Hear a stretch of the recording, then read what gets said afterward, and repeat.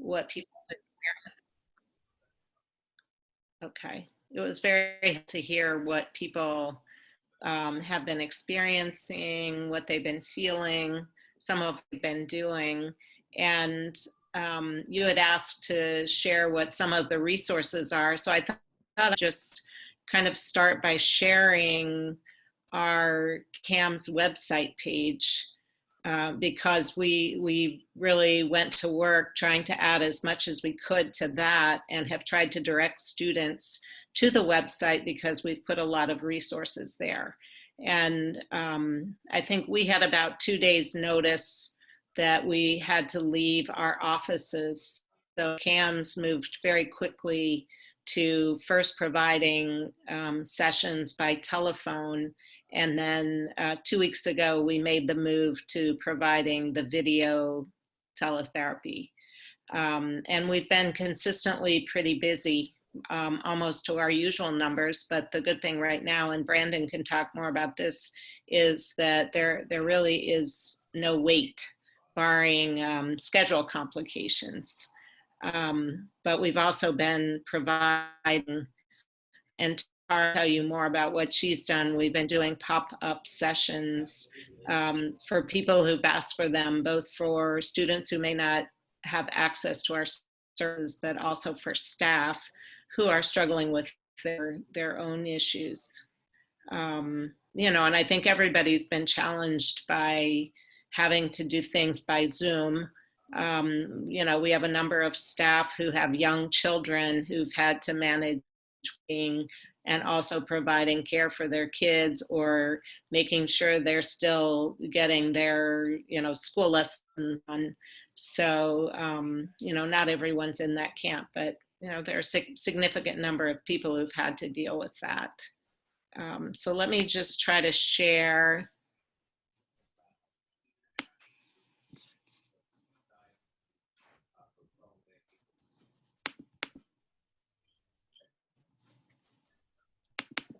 Oh, there we go. Is that up there? Yep. Okay. Yeah, we can see that. Okay, good. So let me see if I can move it over a little bit. So this is our homepage, and this was a message that I sent out to all college students, and then I asked all the deans of the graduate schools to send that letter out, which was just about the change in services. But the first thing that comes up, you can see this is a rolling script. The Center for Wellness has put a lot of virtual resources on with meditations, yoga. This is the Academic Resource Center. If you click these on, you can see what they're actually offering. I know for graduate students, I've actually referred some people to there's a dissertation writing accountability group. And then they also have power hours. They have one-on-one coaching. So we have their link there. And then this one is resources for getting through COVID-19. And one of the staff, Rue Wilson, put together a sheet for tips on how to deal with stress and anxiety. It's a little harder to navigate it on. And then Tara has a work that she's doing on CPR, but for those who can't participate in the workshop, she has these short little videos, which are all of the lessons that she teaches over the course of a workshop. And also, I must say, last night I went through, Tara, all of your links here, which I think is your blog. And there are really some wonderful things here just to help manage anxiety, you know, how to be present, how to give yourself permission to just, you know, have your feelings. And then the last one that just, oh, here's one that was supporting your recovering during challenging times. So Janet Lawrence is still having her maintaining sobriety group. And then we have one page that was the arts, and it just has a lot of links to various things that you can do to either watch music, musicals, going to museums. So I thought I would just present, oopsie.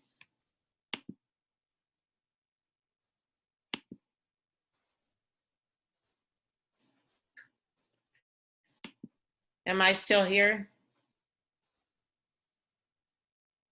Yep, you are, but I don't think you can open another Zoom while in a Zoom. Yeah, I know. Suddenly it came up. I'm like, wait a minute, I didn't want that. I'll just pause share. How's that?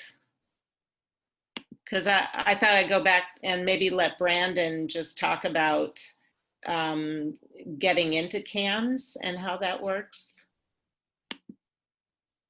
I can't see everyone anymore. I'm going to take off stop share. Okay. Okay. So basically, students can still get in the same way that they were able to before, and it would be through the patient portal on the web. And so you would go in and you go in and you do a quick questionnaire, and it asks you, a little bit about what's going on and what your availability is. You'd be able to choose a clinician, based on the times that you're available, based on the specialty of the clinician. We all have our specialties listed on our website. You can find us under our staff. From there, the initial consult is a 20 to 30 minute session with a therapist, and basically you're just talking about a little bit of what's happening with you, whether it's stress, whether it's anxiety, depression, whatever's happening. That clinician will give you a few tools to work on while you're waiting for your appointment. If it seems like it's a good match, then you will continue with that clinician.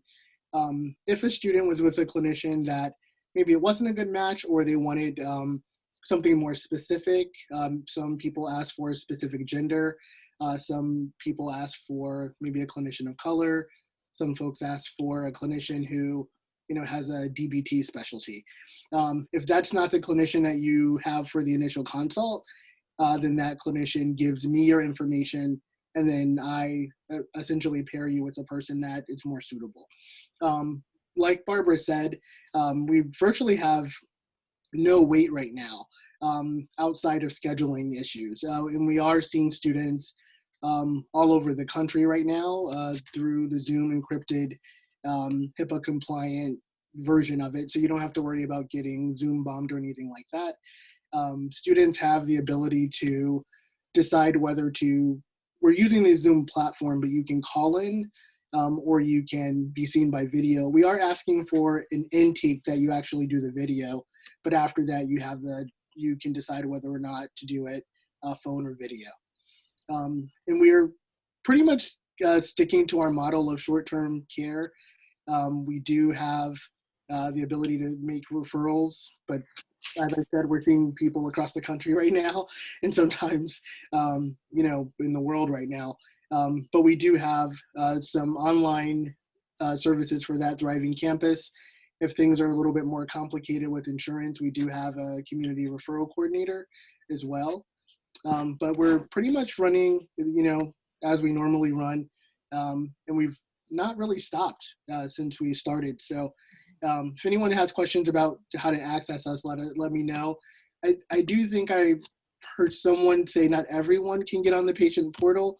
If that's the case, if you call into our front office, our office staff still there, our support staff answers the phones every day. Call into them and ask for them to book you an initial consult, and they'll be able to do that as well. Tara, do you want to talk about what you've been doing? Sure. Yeah, I'm one of the staff psychologists, and I like groups, so I tend to run a few of them at the same time. Currently, I'm running what I call Courage, Presence, and Resilience, which is called CPR for mental well-being for short. And as Barbara mentioned, when the pandemic first went down, I was like, what am I going to do now? So I just riffed on my group, and so you can see videos there with some of the links. I did go over one skill in one of the breakout groups, but Really, a lot of managing stress is about repeating coping skills every single day. The more you practice, the more they get stronger. So we are offering actually a number of groups, or continuing to run a select amount of groups. So you just need to go to that resources page on the website and see what's currently open. Barbara, you probably are more up to date than I am in terms of all the groups that are being run right now, but there's managing emotion, CPR for mental well-being. But I think the best use of our expertise is offering graduate programs, these pop-up groups where we, it's a very targeted audience, a certain graduate school where we can attend to the unique needs of that program. I think that that's working out pretty well. So we're doing these pop-up groups. So I know that you're all in different graduate programs, and if that's something that you think would be beneficial to your program, just talk to the people who helped with coordinating these efforts like today's.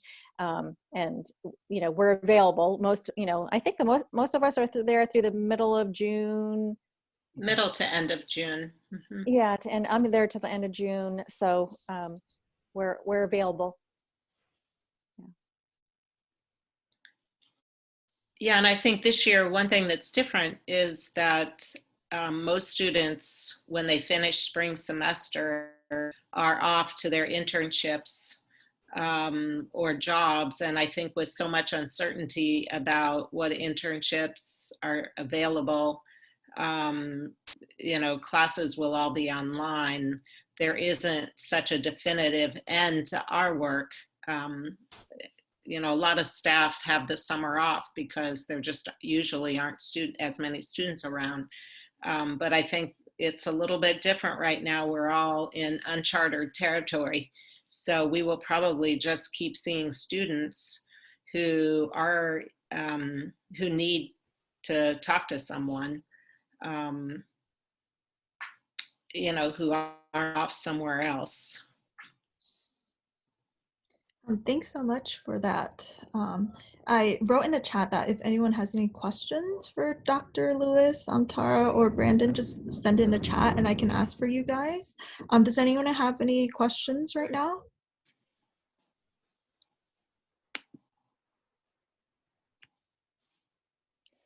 Barbara, one question that came out in a breakout group was from international students who are going to be staying here longer, who are graduating, and I referred them to member services if they had any questions about insurance or extending insurance or tips on how to get insurance, because in the United States it's very different. So I don't know if you could speak to that.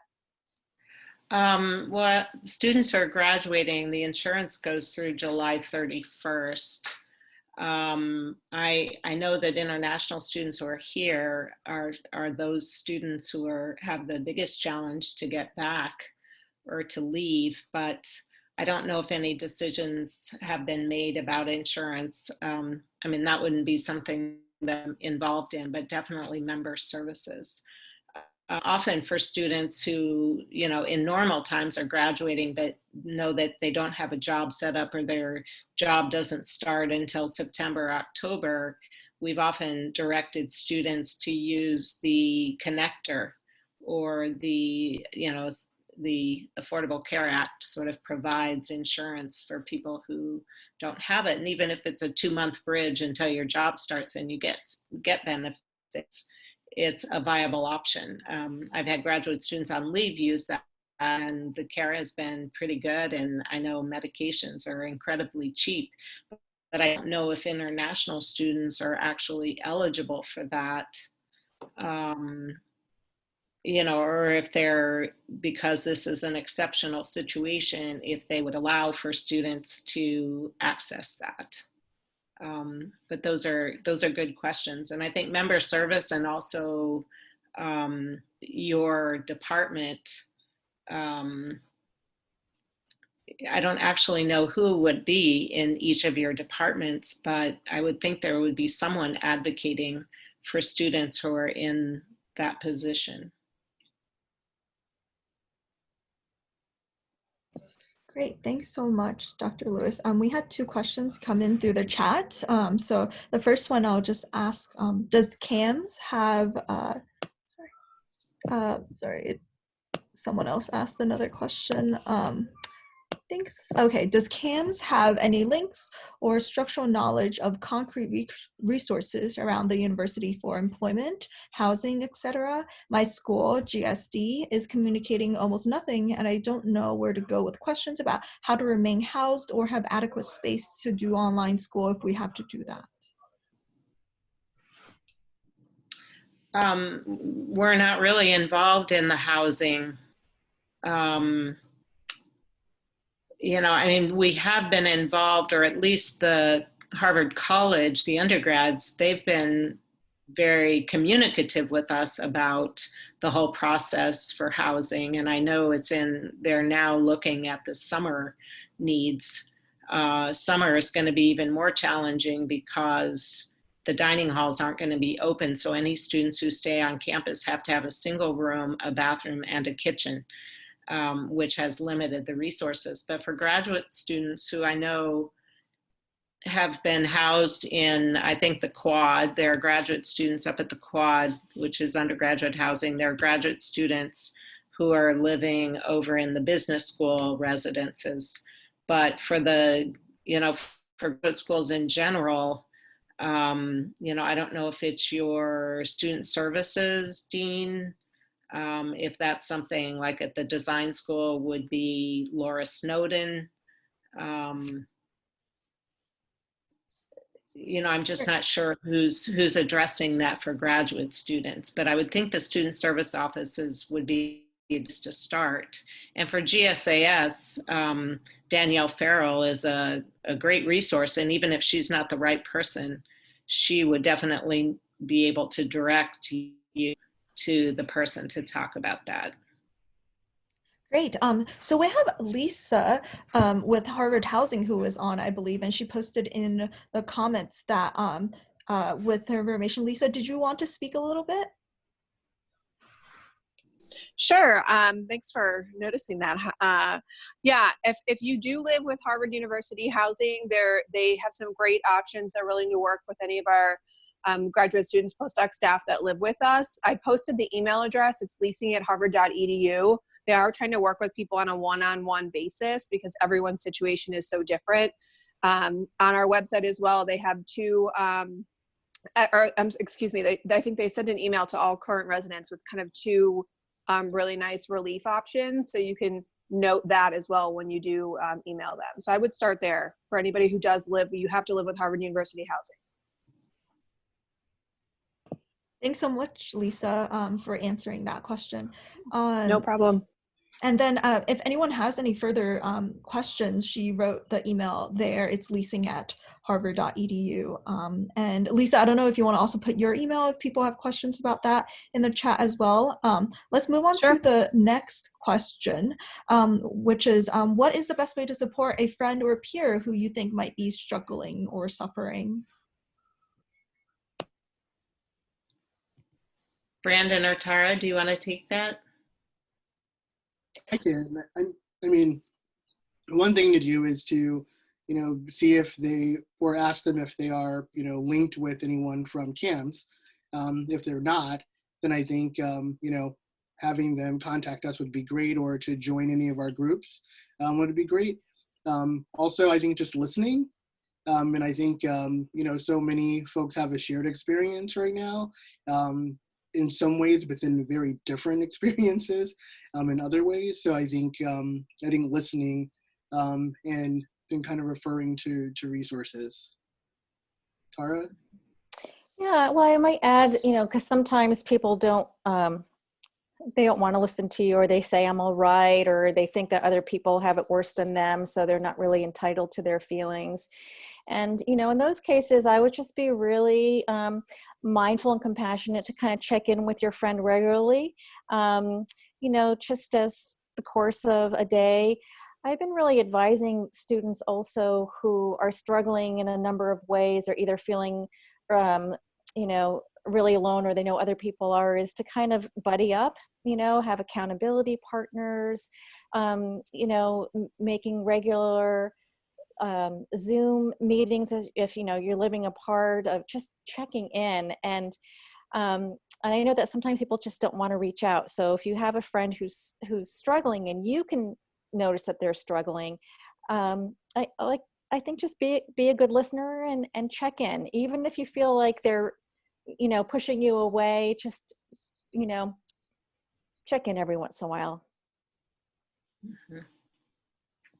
Thanks so much, Tara, for that, and for Brandon. So now we're just gonna move on to well, we don't have any more questions in the chat right now, so we'll move on to a quick reflections based on our breakout sessions. So for the first group, I know Brian, our past president, was in that group. I'm wondering if Brian, if you wouldn't mind just quickly in a few minutes summarizing what were some of the key points that you guys talked about in your group, and what are some questions that we can ask Dr. Lewis and Brandon and Tara. Hey, thank you, Cinzia, and just an amazing job. It was great to connect with other students. I don't know if other folks felt the same way. For our group, we kind of talked amongst the gambit of everything. One was just talking about checking in with each other. One aspect is one of the things that I think some of the folks have already talked about is just feeling very exhausted with Zoom calls, where we have 5 bajillion Zoom calls, but yet feel no energy. And Tara kind of gave us some advice on just ways to kind of feel engaged. But then this also is linking with the classroom as well. And some professors are just really good at keeping folks engaged. Even some of the classes that were more cold called in classes, then some students are just like, when you're on a lecture for 2 hours, just sitting there, it's very hard to feel engaged, and your mind is just kind of wandering during all of this stressful time. One thing that students really did enjoy was the aspect of socialize remotely. Just like a one spot for all graduate students to just see all the different Zoom activities that are going on. And in many ways, we talked about the silver lining through all of this is that Harvard in many ways did create a website which could do the thing that, you know, many graduate students have been looking for quite some time, which is being able to connect to one Harvard events to some degree. And many of them are hoping, I think, from the Provost office and different groups that will continue even as we transition to being back in person, that the will was there and it was possible, and seeing how we can maximize those results. Looking at some other notes here, there was also the idea of just how do we share more information about HUHS and the resources that they have. And I think Barbara tackled many of those, but just how can we get more university marketing of a lot of these services, because even in the short time that we had, we heard about so many cool things. And then last, I think we were just saying, just how do we have, I guess it's a global question of how do we as graduate students, we were saying it's funny, in the short time that we've been quarantined, many students have actually met more students across other different graduate schools than they did before, just through all the different shared programming, and how can we continue that momentum going in the future. So I think that was kind of like the high level concept for our group. Great, thank you so much, Brian. I also want to be mindful of everyone's time, so let's just quickly move on to breakout room 2. Do we have someone who can talk? Sure, I'm happy to help share for our group. We talked about a lot of different topics, some that are school related. One big thing that we kept coming back to was how good internet access is pretty foundational to being able to do your classes, and then beyond coursework to be able to access a lot of the mental health resources that are being offered purely virtually right now. And so that was one thing that kept coming up. And then just in general, a lot around the uncertainty of policies, that, you know, information, sometimes there are a lot of gaps in what we can access. And then other things that we access can be rather anxiety inducing, like some of the information that we're hearing. And there's just like a lot of inconsistencies across the schools. Sorry, Cinzia, how much time do we have? I want to make sure that I'm leaving the other groups enough time as well. Oh, just a few minutes summary. If there were any questions that you guys wanted to ask. I guess just on a general level, there was this reflection where we were processing like feelings of guilt and privilege, as well as like loss of control and the difficulties in finding agency during this time. And there was a really good point that was brought up that a lot of the advice being offered to us right now is more conventional, mental health advice, and it might not be sufficient in these rather unconventional times. Yeah, and so I think that's just something to kind of pose back to the group in case others have resources that are maybe more specific to addressing some of the unique stresses during this time. Thanks so much, Jess. Well, maybe let us move on to group 3 and see if there's anything together that we can gather. Is there anyone from breakout room 3 who wouldn't mind talking a bit about some of the issues or talking points you guys raised? Hey, Chance. Yeah, this is Brett. For group 3, we went around and everyone just kind of shared like a personal story. For some of us, this was the first time that they saw a platform to be able to discuss their struggles with a group of people. And so they were thankful for HGC for providing this platform to do that with. Some of the reoccurring issues that came up were uncertainty with what the job outlook was going to be for the summer as well as for the next fall. Feelings of guilt or shame because some students are trying to we're trying to portray an image of confidence to our classmates and so forth, and so that was an issue of trying to find an appropriate community to be able to share what they're experiencing and feeling with a different person.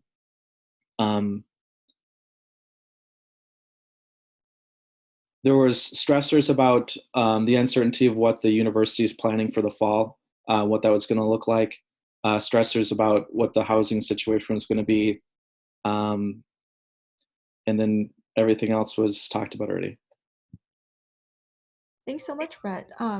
Yeah, so I guess with respect to that, this theme that was across both breakout room 2 and 3 is this feeling, I guess, of guilt or shame. And, you both talked pretty well about how that came about. So I was wondering, Dr. Lewis or Brandon or Tara, if you guys have any thoughts on addressing that. I feel like it might be something that's pretty specific to the Harvard community.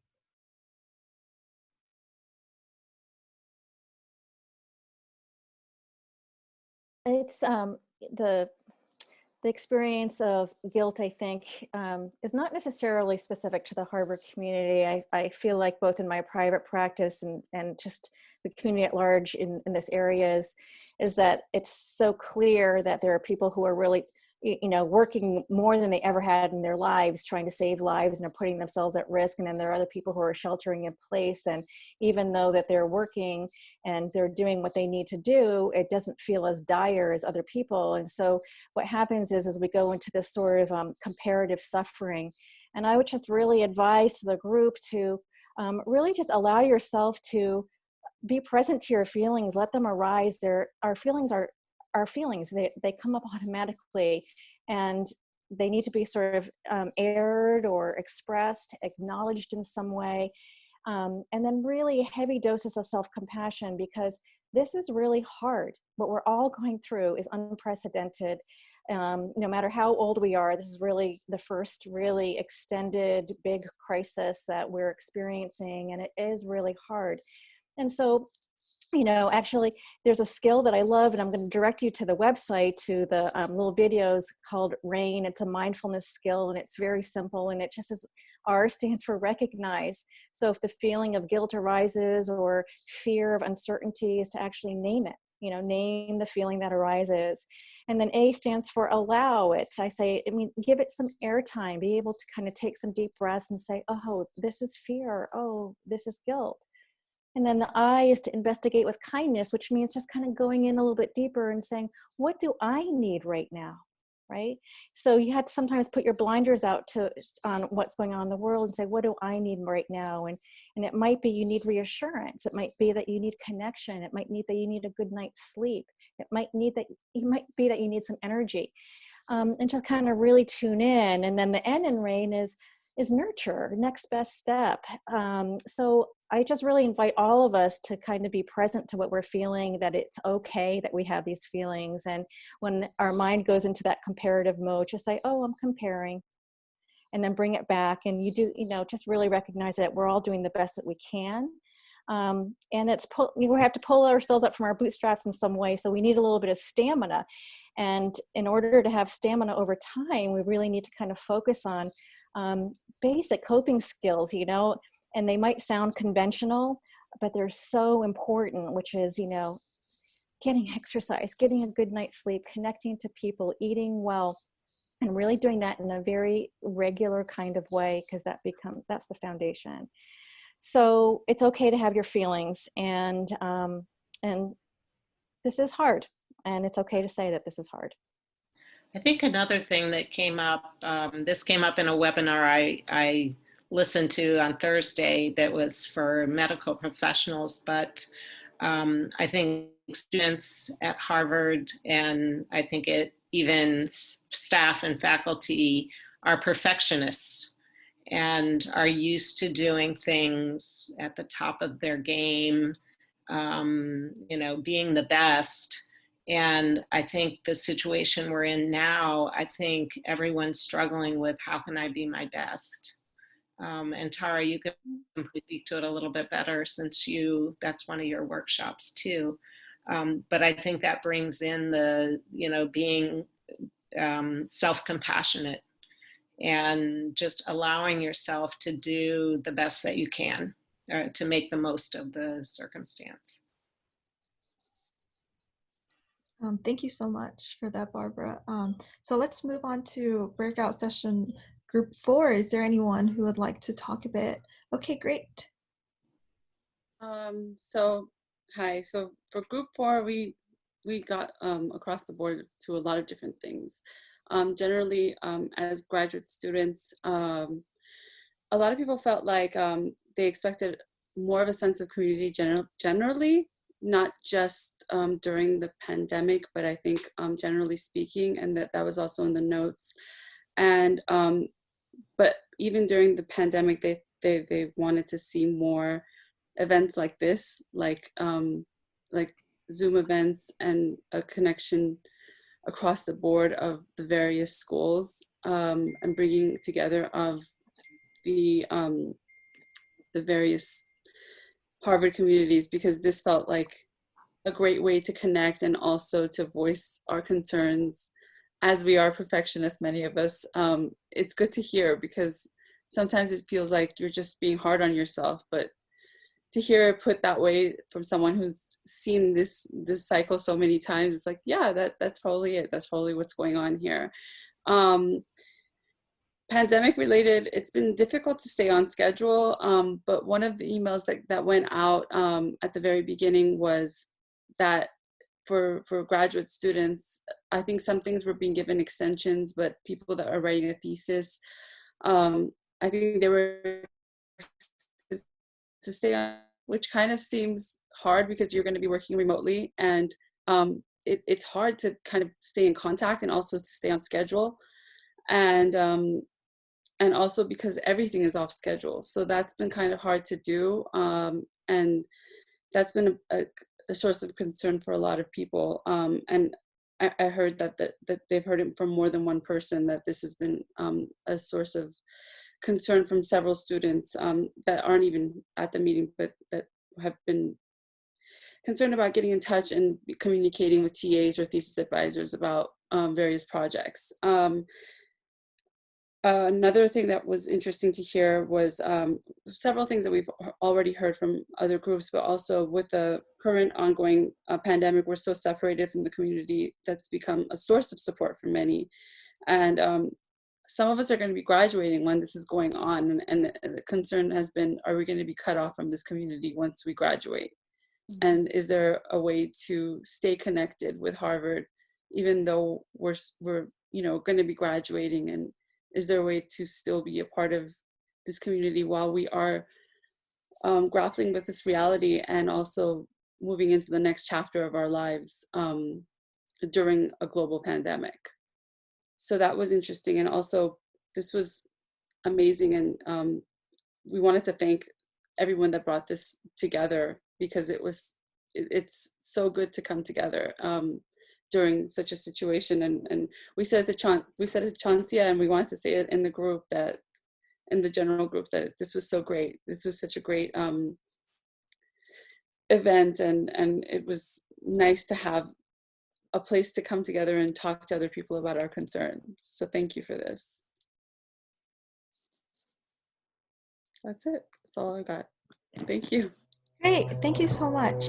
We also did have one other question that came up, just a bit about kind of the logistics of how CAMHS is working. So we had one question that says, it was about the 40 session cap. It was one of the questions that someone submitted was, if Harvard University continues to be off campus, will the 40 session cap on off-campus mental health visits continue to be set aside? I've been really grateful. I just want to know how to be grateful for the cap to be removed, and wish there was at least a petition process around it. And then the question that follows was, why is there a copay after a limited number of free mental health provider appointments? And would this discourage students from seeking mental health appointments regularly out of fear of using up their free appointments? So that was something that we talked about in our group, and I was wondering if you guys wouldn't mind addressing that a little bit. The student health insurance plan,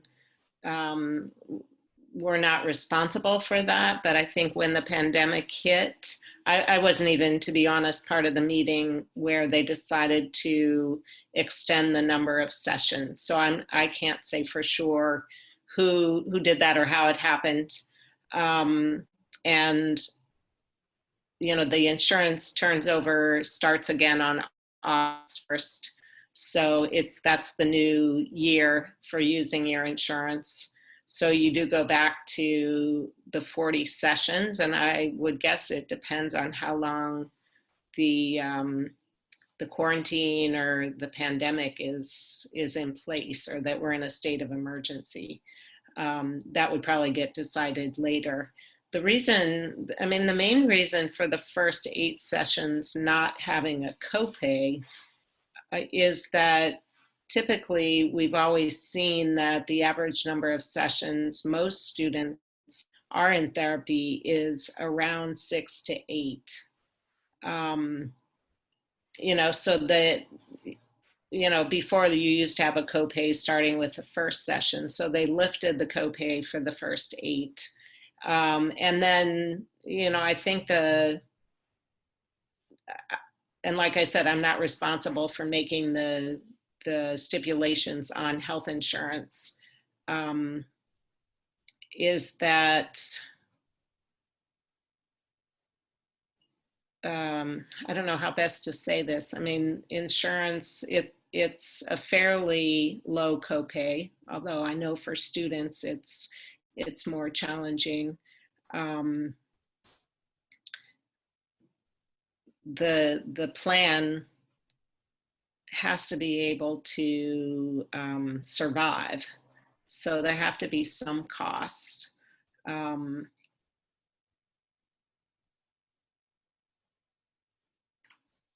It would be nice if it wasn't there. But, I think that's health insurance. I don't know, Brandon, if you have anything to add there. I feel like I'm at a loss because I don't know how they determine or why they determine there has to be a copay.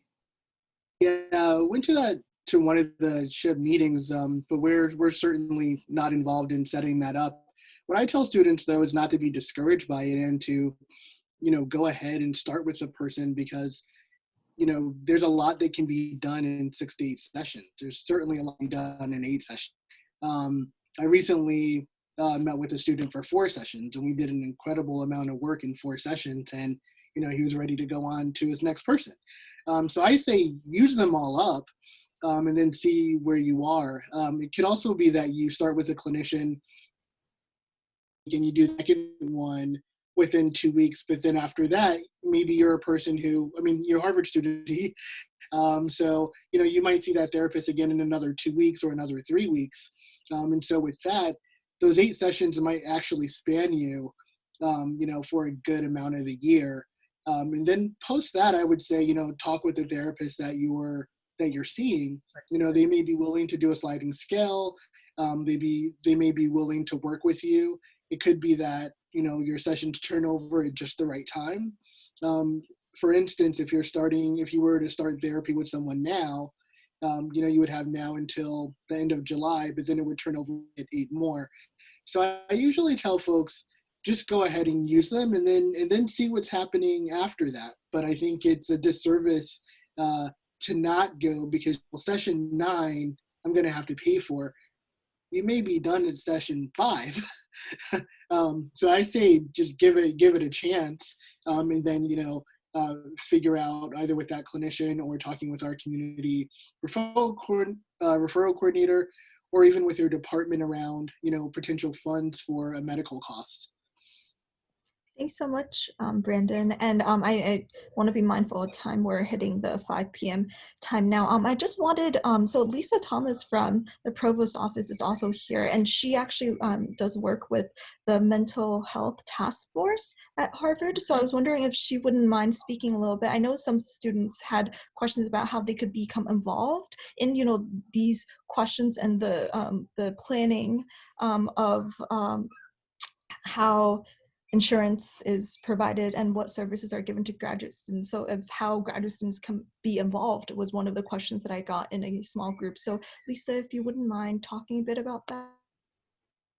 Yeah, so I can talk a little bit about the task force. I think that specific question about insurance and services might be better for one of our people from CAMHS to talk about, because that is like a separate, there actually, I think, is a committee that has student involvement dealing with those issues. So the task force got started about a year ago. Provost Garber asked a large group of students, faculty, and staff to look at student mental health broadly at Harvard and look at the environment that was causing mental health issues.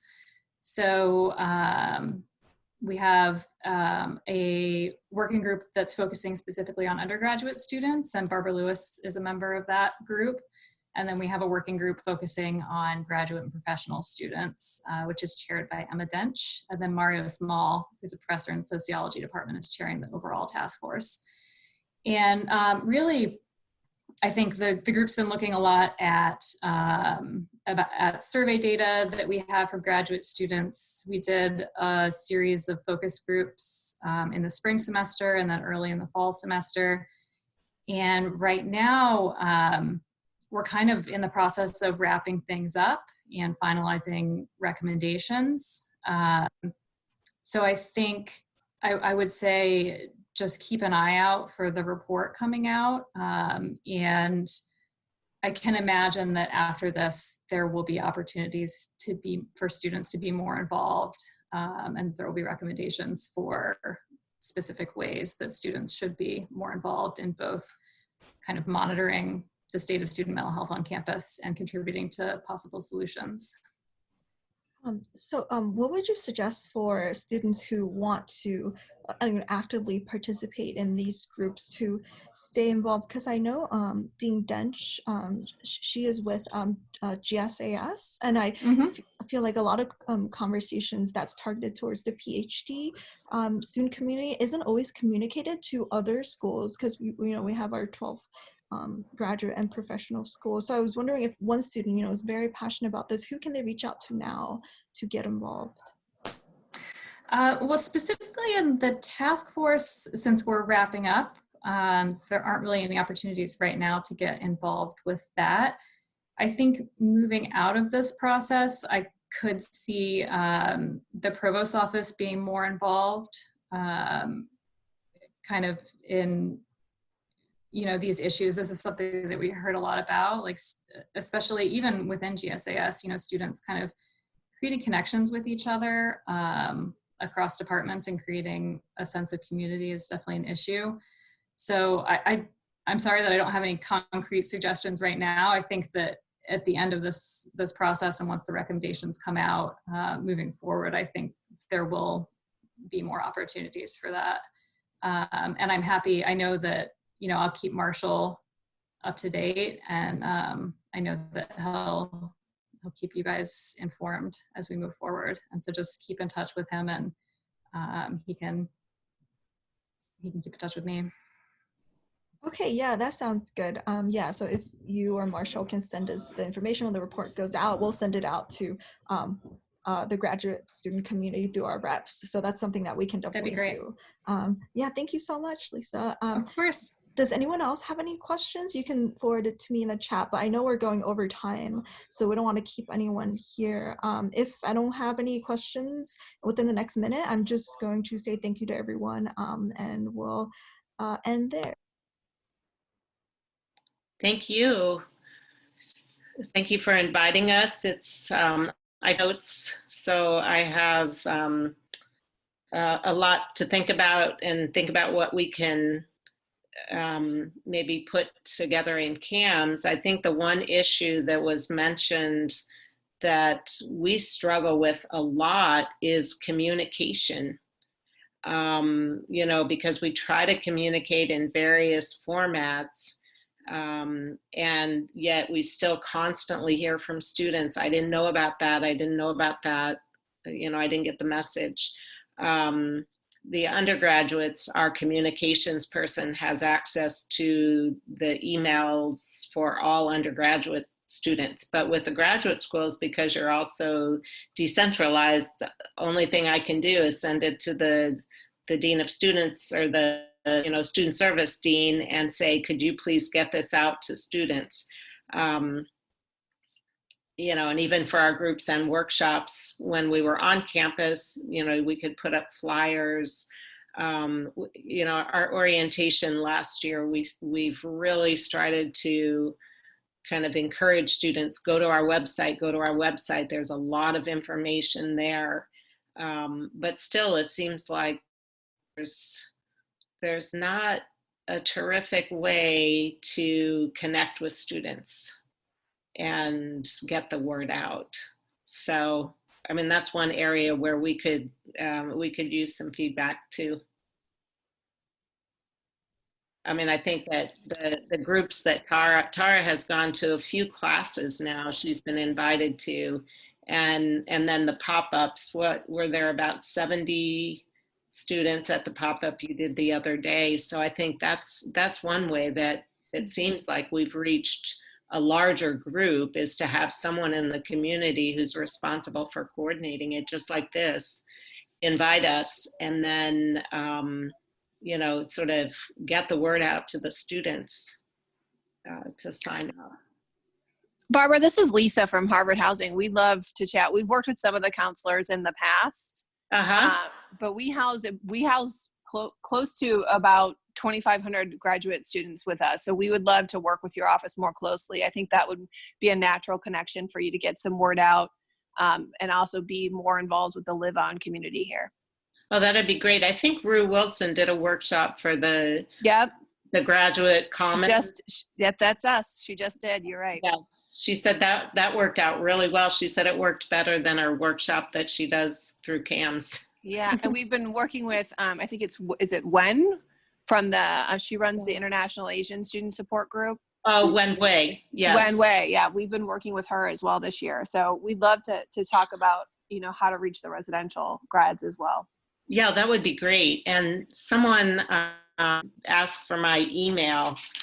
I'm trying to find your name. I was in your group to start. Oh yeah, Gulafarin. Yes.